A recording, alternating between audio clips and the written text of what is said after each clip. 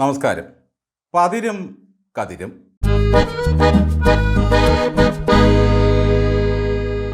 പ്രതിയെ പാമ്പ് കടിച്ചതിനാൽ ഇന്ന് കോടതി മുമ്പാകെ ഹാജരാകാൻ കഴിയില്ലെന്ന് വക്കീൽ മജിസ്ട്രേറ്റിനോട് പറഞ്ഞു. അപ്പോൾ മജിസ്ട്രേറ്റ് ചോദിച്ചു, കേസ് ഇന്ന് വിചാരണയ്ക്കിരിക്കുന്ന വിവരം അറിയില്ലേ? അപ്പോൾ വക്കീൽ പറഞ്ഞു, യെസ് യുവർ ഓണർ, എനിക്കറിയാം, പക്ഷേ കടിച്ച പാമ്പിന് അതറിയില്ലല്ലോ. വീണ തൈക്കണ്ടിക്ക് ED മുമ്പാകെ വെള്ളിയാഴ്ച ഹാജരാകാൻ കഴിയില്ലത്രേ. വീണയെ ബാധിച്ചിരിക്കുന്ന വൈറൽ ഫീവറിന് അറിയില്ലല്ലോ വെള്ളിയാഴ്ചയാണ് ഹാജരാകേണ്ടതെന്ന്. ED സമൻസ് അയക്കുന്നു എന്നറിഞ്ഞപ്പോൾ മുതൽ വീണ തൈക്കണ്ടിക്ക് ഛർദിൽ, പനി, വയറിളക്കം, നടുവിന് വേദന എന്നു വേണ്ട സകലവിധ അപസ്മാരങ്ങളും തുടങ്ങിയിരിക്കുകയാണ്. നിയമത്തിൻ്റെ വഴിക്ക് പോകട്ടെ എന്ന പാർട്ടിയുടെ തീരുമാനം കൂടി ആയതോടെ ഒറ്റപ്പെട്ട നിലയിലാണ് പാവം കുട്ടി. കല്ലും കട്ടയും വഴിച്ചോറും പൊതിച്ചോറുമായി നിന്ന DYFIക്കാരും പാർട്ടി ഗുണ്ടകളുമെല്ലാം തിരിച്ച് വീട്ടിലേക്ക് പോയി. നിയമത്തിൻ്റെ വഴിക്ക് പോകുമ്പോൾ കൂട്ടിനാള് വേണ്ട എന്നാണ് പാർട്ടിയുടെ നയം. നാളെ വീണ ED ഓഫീസിൽ ഹാജരാകുമെന്നും മണിക്കൂറുകൾ നീളുന്ന ചോദ്യം ചെയ്യലിനൊടുവിൽ അറസ്റ്റിലാകുമെന്നും കരുതിയിരുന്നവരൊക്കെ ചമ്മിപ്പോയി. ഹായ്, എനിക്ക് മേൽവേദനയും വൈറൽ ഫീവറുമാണല്ലോ എന്ന് പറഞ്ഞ് വീണ ഇപ്പോൾ തുള്ളിച്ചാടുകയാണ്.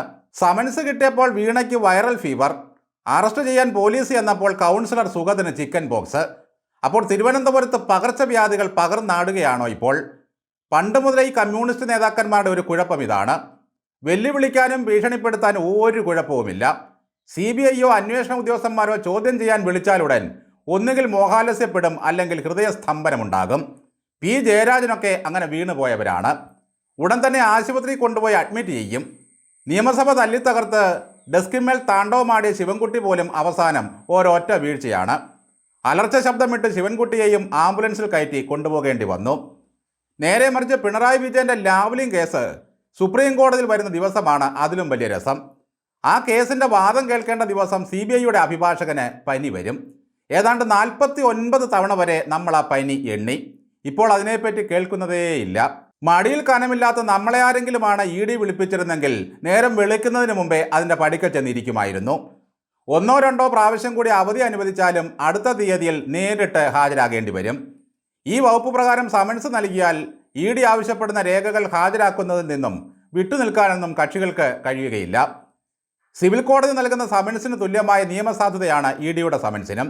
എന്തായാലും വീണമോളെ പാർട്ടി കൈവിട്ടതോടെ മരമുറിക്കാരൻ്റെ ചാനലുകാരൻ മിനുസ ശിരസ്കൻ ഇപ്പോൾ പറയുന്നത് വീണ ഠീ എന്ന് മാത്രമാണ്. തേയിലയുടെ പേരായ ABT എന്ന് പറയും പോലെ. വീണ വിജയൻ എന്ന് പറഞ്ഞാൽ അത് പാർട്ടിക്ക് ചിലപ്പോൾ നാണക്കേടാകും. 2 കമ്പനികൾ തമ്മിലുള്ള സുതാര്യമായ ഇടപാടാണെങ്കിൽ എന്തിനാണ് ഇങ്ങനെ കിടന്ന് വെറുളി പിടിക്കുന്നത്? മടിയിൽ കനമില്ലാത്ത ശുദ്ധമായ കൈകളുള്ള അച്ഛൻ മകളെ EDയുടെ മുമ്പിൽ കൊണ്ട് ഹാജരാക്കേണ്ടതല്ലേ? ദാ കിടക്കുന്നു നിങ്ങളുടെ പ്രതി, എന്താന്ന് വെച്ചാൽ ചോദിച്ചോ. അതല്ലേ സാർ ഹീറോയിസം? മുഖ്യമന്ത്രി ആയതുകൊണ്ടാണ് ഞാൻ ഇങ്ങനെയൊക്കെ മര്യാദയ്ക്ക് നടക്കുന്നത്, അല്ലെങ്കിൽ കാണാമായിരുന്നുവെന്ന് ഗീർവാണം അടിച്ച പുള്ളിയാണ്. ഇപ്പോൾ പേരിനൊരു പ്രതിപക്ഷം മാത്രമാണ്. കാണട്ടെ അങ്ങയുടെ വീര്യം. ചോദ്യം ചെയ്യലിന് എൻ്റെ മകളെ വിട്ടുതരാൻ സൗകര്യമില്ല എന്ന് അങ്ങോട്ട് പറയണം. വീണമോളുടെ വീടിൻ്റെ മുമ്പിൽ ഗുണ്ടായിസം കാണിച്ചവന്മാർ ഇപ്പോൾ കിടന്ന് മോങ്ങുകയാണ്. പെട്ടെന്നുണ്ടായ പ്രകോപനം കാരണം ഞങ്ങളങ്ങ് ആക്രമിച്ചു കളഞ്ഞു എന്നാണ് പ്രതികൾ പറയുന്നത്. നോക്കണേ, EDക്ക് മുമ്പിലെ കുറ്റവാളി അവധിക്ക് കള്ളയപേക്ഷയും കൊടുത്ത് വീട്ടിൽ സുഖിച്ചിരിക്കുകയാണ്.